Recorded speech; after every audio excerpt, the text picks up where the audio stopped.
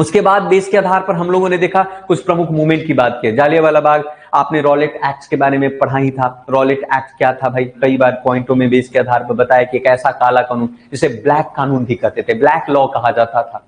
उसके तहत जो है विदाउट ट्रायल का, अगर मान लिया कि कोई व्यक्ति सस्पिशियस है, वो लगता है कि क्रांतिकारी विचारधारा का है, वो लगता है कि वो व्यक्ति जो है सोसाइटी समाज के अंदर में अंग्रेजों के खिलाफ भड़का सकता है, उस व्यक्ति को बिना किसी ट्रायल के डायरेक्ट उसको जेल में 2 साल के लिए डाल दिए जाते थे। इस कानून को रॉलेट एक्ट कहा जाता है। उसी रॉलेट एक्ट के प्रोटेस्ट को लेकर के अमृतसर के जालियांवाला बाग की कहानी आप लोगों ने पढ़ी थी कि जालियांवाला बाग जो है बैसाखी का महीना था, बैसाखी के मेले लगे हुए थे, साथ में 142 के धारा 144 भी लगा हुआ था पंजाब में, अमृतसर के अंदर में। यानी धारा 144 के तहत हम ये कह सकते हैं कि कोई भी व्यक्ति जो है 3 या 4 या ग्रुप में नहीं घूम सकता है। लेकिन उस मेला में आप देखोगे कि वहां पर आप ये देखने को मिलेगा कि उस पार्क के अंदर में, है ना, एक 2 प्रमुख नेता हुआ करते थे, सैफुद्दीन किचलू और दूसरा कौन, सत्यपाल और सैफुद्दीन किचलू जो है, दोनों को अरेस्ट कर लिया गया था रॉलेट एक्ट के थ्रू।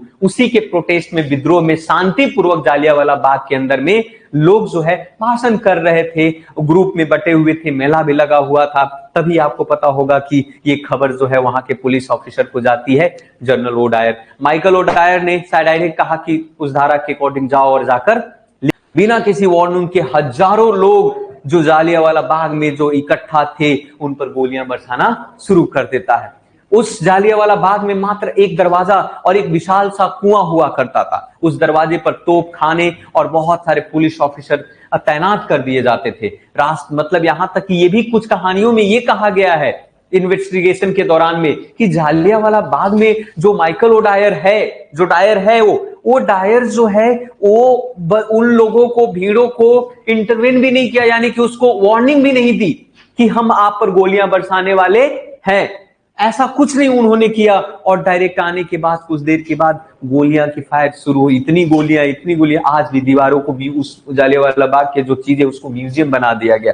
हजारों लोग इसमें मारे जाते हैं। बहुत सारे लोगों ने इस जान गोलियों के डर से कुआं में कूद जाते हैं, आपका है ना। आपने देखा होगा कि कुआं में कूद करके उस शहादत अपने आप को दे दिया। हजारों लोग मारे गए और मारे जाने के बावजूद भी, इसके बावजूद भी माइकल ओडायर ने सिंगल टाइम जो है माफीनामा नहीं मांगता है। बाद में इस पर कमेटी बैठाई जाती है, जांच कमीशन बैठाई जाती है। उस जांच कमीशन का नाम था हंटर कमीशन। हंटर कमीशन के कुछ प्रमुख लोग भी हमारे भारत की तरफ से होते हैं, लेकिन उसमें कम डेटा दिखाया जाता है। वो आपको जालियांवाला बाग ये जो हंटर कमीशन ने डेटा, साथ में यही माइकल ओडायर जब वो लंदन जाता है यूनाइटेड किंगडम, तो वहां जाने के बाद उसको एप्रिशिएट किया जाता है।